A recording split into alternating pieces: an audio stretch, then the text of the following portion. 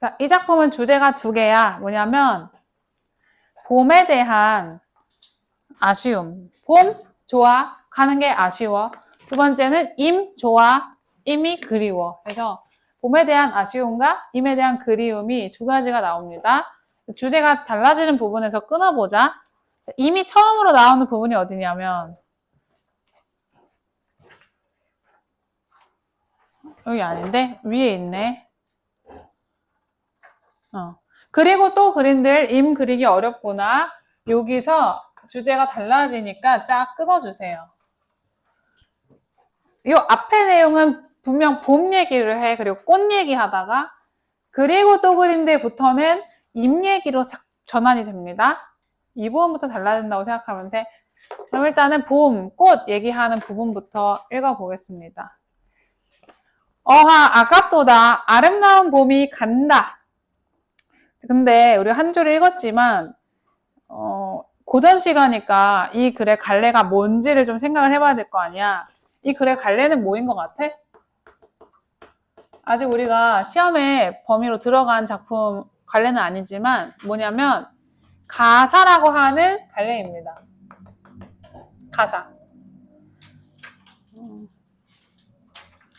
가사가 뭐냐? 조선시대에 되게 유행했던 갈래 중에 하나야. 시조랑 가사 이렇게 두 개가 완전 유행하는 갈래야.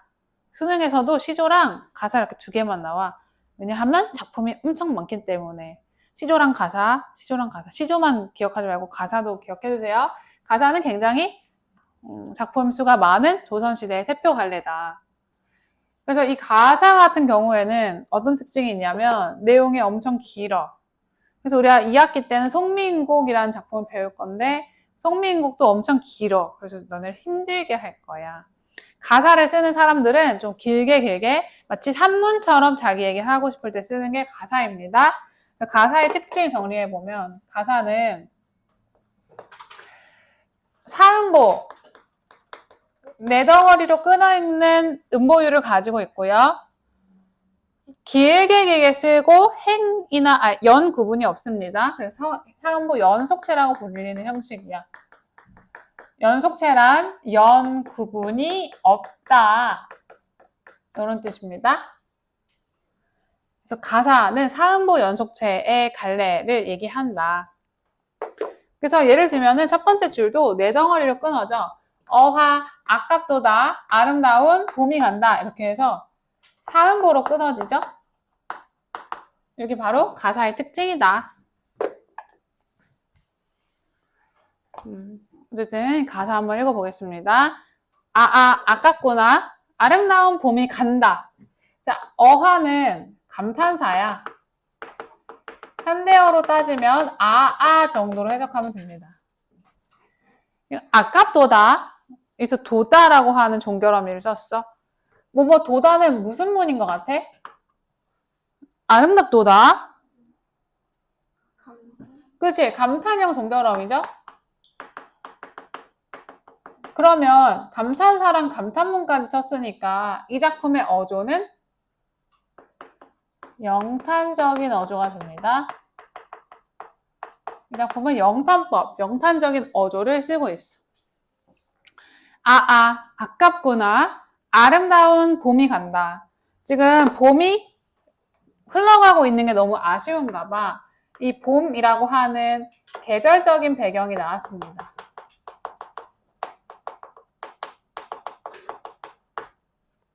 이 화자의 정서는 세 글자.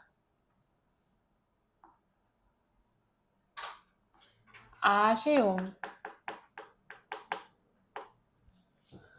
아름다운 봄이 거의 끝나간다. 사실 끝나지 않았다? 한창 봄인데 그래도 그게 싫은가 봐. 이 봄이 분주하여 가는 줄을 몰랐더니 서글퍼서 창문을 여니 화초가 난만하다. 화초, 풀떼기랑 꽃이에요. 풀이랑 꽃들. 이것도 봄의 계절감입니다.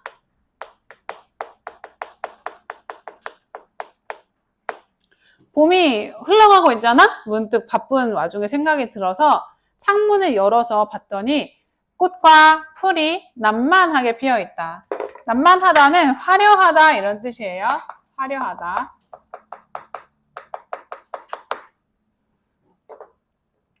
그러면 뭘 해야 되냐?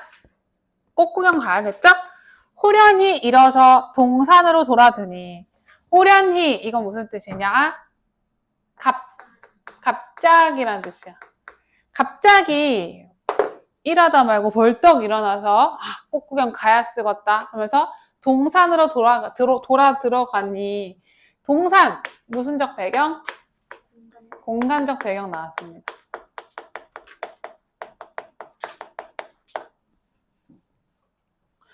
실버들 가지 위에 꾀꿀소리 낭자하고 구슬발 수놓은 막에 제비소리 즐겁다. 아름다운 꽃 사이로 나비짱짱 춤을 추고 어쩌고 저쩌고 중략됐어. 지금 실버들은 무슨 뜻이냐면 버드나무인데 실처럼 이렇게 드리워진 수양버드를 말해. 이 버드나무 가지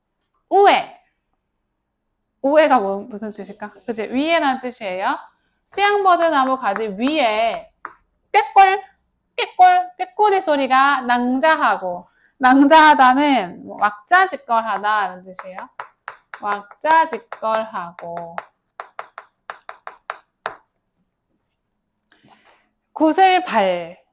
발은 뭐야? 이렇게 되어 있는 거. 그 사주, 타로 이런 집 가면은 커튼 이렇게 열고 들어가는 거 있잖아. 그 발이 구슬발이야. 구슬발, 수놓은 막,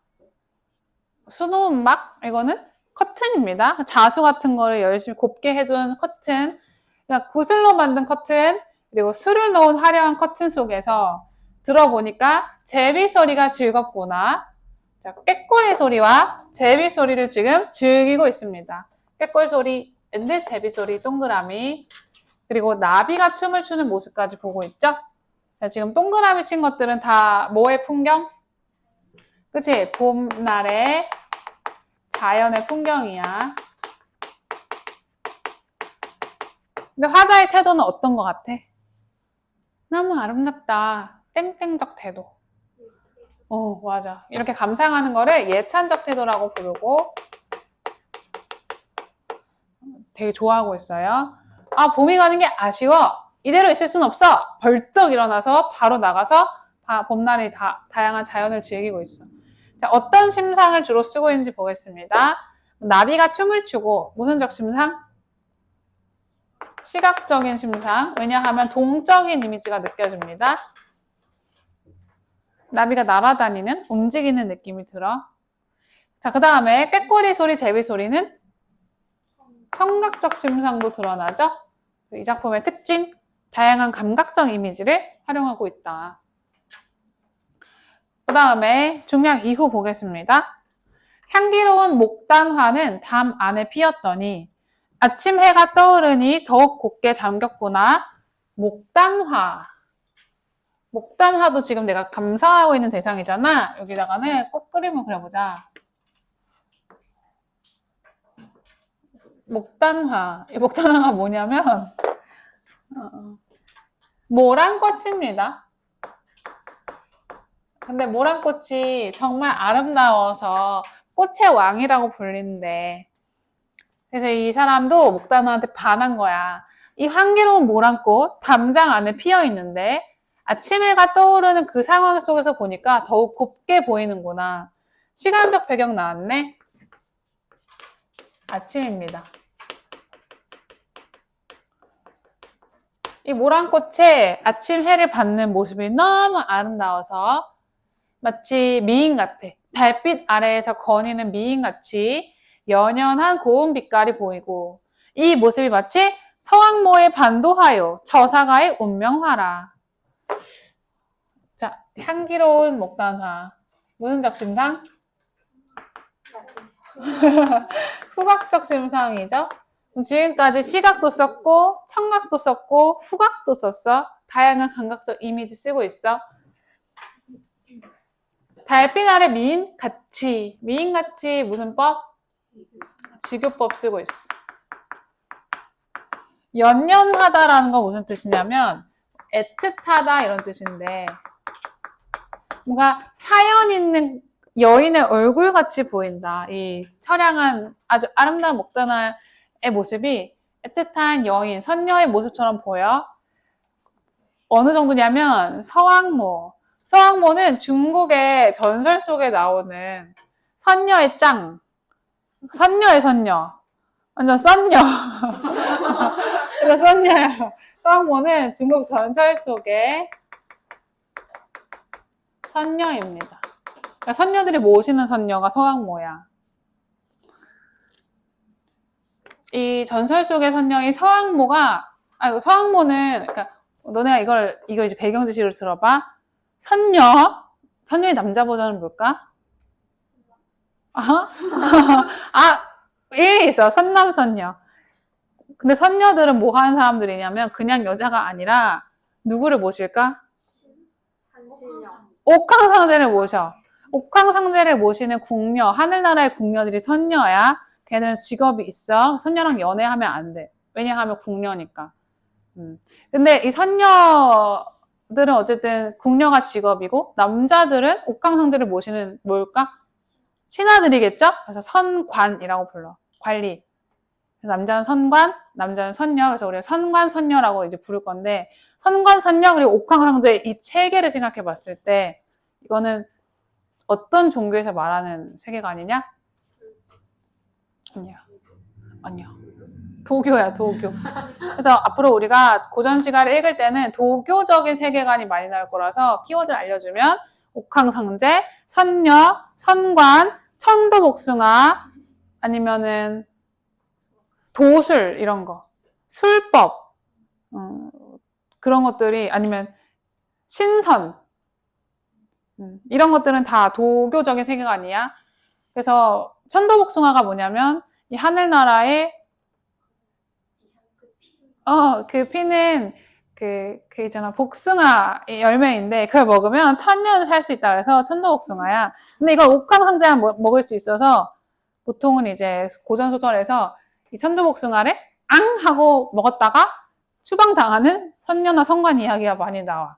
그래서 어쨌든 이 반도화라는 건 뭐냐면 천도복숭아, 그 복숭아 말하는 거야. 복숭아 꽃이요. 이 목단화가 너무 아름다워서 전설 속의 선녀의 서왕모가 기르는 그 복숭아 꽃처럼 보이고 그런 뜻입니다. 전설 속의 꽃처럼 보인다는 거지. 그 말은 이 세계의 존재인 것 같다. 우리 세계의, 현실 세계의 존재가 아닌 것 같다. 신비하고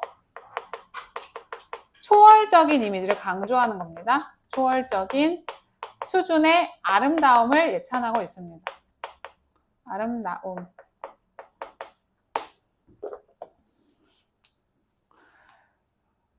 이 모란꽃은 마치 서왕모의 복숭아꽃이요 처사가의 운명화라. 처사가의 운명이다. 이거는 무슨 말이냐면 처사는 선비 중에서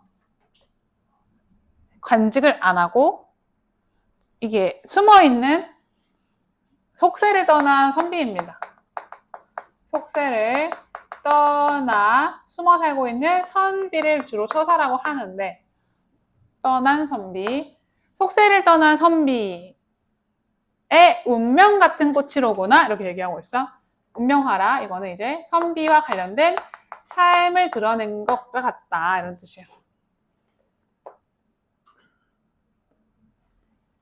이것도 뭐냐면 결국에는 이 목단화의 모습이 너무 신비롭고 초월적이고 속세의 것이 아닌 것만 같아서 전설 속의 꽃 같기도 하고 또 속세를 떠난 선비의 삶처럼 보이기도 해. 너무 처연하게 혼자 아름답게 있어서. 무엇의 무엇이요? 무엇의 무엇이라. 되게 대칭이 되죠? 이렇게 왼쪽과 오른쪽 딱 붙어져 있는 이 유사한 문장 구조의 반복도 무슨 법? 대꾸법이라고 하면 됩니다. 이 부분과 이 부분이 대꾸를 이루고 있어. 지금 계속 뭐만 예찬하고 있죠? 꽃, 목단화만 보고 있어. 동풍에 휘날리니 꽃 향내가 진동한다. 수정 같은 이슬방울 거울같이 비쳤으니 청춘 미인들이 몸단장을 고르는지 달 속의 고운 선녀 상명산에 올랐는 듯. 봐봐. 이 목단화에 뭐가 보이냐면 이슬방울 하나가 딱 맺혀 있어. 이게 이슬이라 할까? 아니, 여기다 새로 그려줄게. 반짝. 이게 이슬이야. 이 모란꽃이 너무 아름답고 이슬이 맺힌 모습이 거울 같아. 동풍에 휘날리니 꽃향기가 진동하고 이슬방울이 맺혀 있어. 근데 우리가 뭐 배경 지식으로 알아두면 좋을 거. 동풍. 이게 동쪽에서 불어오는 바람이야.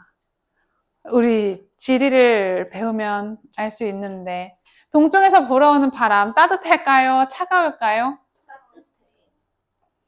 따뜻하죠? 겨울에 북쪽에서 불어오는 시베리아 그쪽이 차가운 바람, 동쪽에서 불어오는 동풍은 봄의 계절감입니다. 봄바람이야. 봄바람이 불어서 이 꽃이 휘날리니 꽃향기가 진동한다. 수정 같은 이슬방울이 거울같이 비쳤으니, 자, 수정 같은, 거울같이 둘 다 무슨 법? 지규법 쓰고 있어. 수정도 보석이고 거울도 깨끗한 그 반짝반짝 거리는 존재야. 수정과 거울 모두 다 뭘 비유하는 표현일까? 꽃에 맺혀있는 이슬방울을 비유하는 거죠. 이슬방울을 지금 수정과 거울의 밑에서 표현하고 있다. 얘가 원관념이야. 이슬방울이 수정처럼 거울처럼 맺혀 있으니 지금 시각적으로 굉장히 고도의 묘사, 되게 아름답게 묘사하고 있어. 시각적인 섬세한 묘사가 드러나고 있다. 왜냐면 꽃뿐만 아니라 꽃에 맺힌 이슬까지 묘사하고 있는 게 되게 아름다운 느낌이 들어요. 청춘 미인들이 몸단장을 고르는지 갑자기 미인 얘기를 왜 하냐. 지금 이 사람 모란을 보고 있었어. 근데 모란에 맺혀있는 이슬을 발견했어. 이슬을 보고 뭐라고 속으로 생각하게 되냐면 마음속으로 아, 거울 같구나라고 생각하게 됐죠. 근데 이 거울도 너무 아름다운 나머지 누구의 거울이냐면 미인의 거울이다.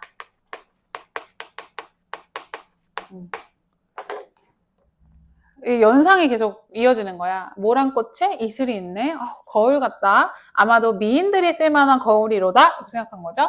청춘 미인들이 몸단장을 고를 때 쓰는 거울인지 너무 아름답다. 달 속에 고운 선녀 상명산에 올랐는 듯. 달 속에 고운 선녀가 있어. 상명산이라고 하는 이 산은 또 뭐냐면 이 서왕모처럼 전설 속의 산입니다. 상상 속의 산이야. 달 속에 고운 선녀가 상상 속에 사는 이 상명산에 올랐을 때 같은 그 모습처럼 보이기도 하고 이건 다 신비롭고 아름다운 꽃과 이슬을 묘사하는 부분입니다. 너무 아름답잖아. 봄을 맞아 부귀함은 이를 두고 이름이라. 봄을 맞아 부귀하다라고 얘기하는 것은 이 때문이다. 부귀하다라는 거는 금전적으로 돈이 많다, 리치하다 이런 뜻인데 근데 뭐 금전뿐만 아니라 내 마음이 부귀할 수도 있잖아. 봄을 맞아서 내 마음이 넉넉해지는 것은 여기서는 넉넉함이라고 생각하면 돼. 다른 느낌으로는 만족감. 봄을 맞아서 내 마음이 부귀해지는, 넉넉해지는 것은 뭐 때문이냐? 이러한 것을 두고 말하는 것이로구나.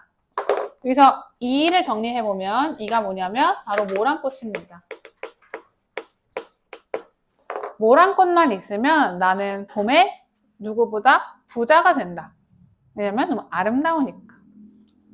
이름이라 이거는 그냥 말함이라 이런 뜻이랑 똑같아요. 말하는 것이다. 봄을 맞아서 부자가 된다라는 말은 이러한 모란꽃의 아름다움을 두고 말하는 것이로구나. 아직 왼쪽 라인 끝나지도 않았습니다. 하늘거리는 저 기상은 꽃왕이 분명하다. 아직도 모란꽃이야. 하늘 거리는 저 기상, 저 모습은 꽃의 왕이 분명하구나. 자, 예로부터 모란꽃은 꽃의 왕이라고 불립니다. 그래서 화왕이라고 불러요. 너무 아름다워. 1등이야. 궁중미인 삼천 중에 뉘 아니 무색하랴? 무슨 법 쓰고 있어? 서리법 쓰고 있어. 우리가 무색하다라는 단어를 어떨 때 쓰냐? 노력이 무색하게 또 실패했다. 무색하다는 거는 색깔을 잃어버리고 가치를 잃어버리는 거야. 궁중미인 3,000명 중에 누가 아니 색을 잃어버릴 수 있을까? 누구랑 비교했을 때? 모란이랑 비교했을 때. 모란 옆에 있으면 3,000명 중에 누가 살아남을 수 있을까? 이 말은 뭐가 제일 아름답다? 모란이 제일 아름답다 이런 뜻입니다. 모란이 궁녀 3,000명보다 3,000궁녀 궁녀 그리고 미인 중에 3,000명보다 더 아름답다 이런 뜻입니다. 서리법도 쓰고 있을 뿐만 아니라 3,000명 땡땡법도 쓰고 있어. 과장법도 쓰고 있어. 과장에서 모란의 아름다움을 얘기하고 있습니다. 됐죠? 여기까지 봤는데 여기까지는 봄, 아름다워. 봄이 흘러가, 아쉬워. 그래서 난 나왔어. 모란꽃이 보여. 너무너무 아름다워 하면서 호들갑 떨면서 막 봄을 막, 모란을 막 묘사해. 모란에 맺혀있는 이슬마저도 미녀들의 거울 같구나. 이러면서 지금 이곳은 마치 무릉도원, 선녀 미인들이 놀고 있는 곳과 같다. 이런 얘기하다가 3,000명 중에서 그래도 나는 모란이 제일 예쁜 것 같다. 모란 덕후가 나왔고요. 잠깐 쉬었다가 오른쪽 라인도 읽어보겠습니다.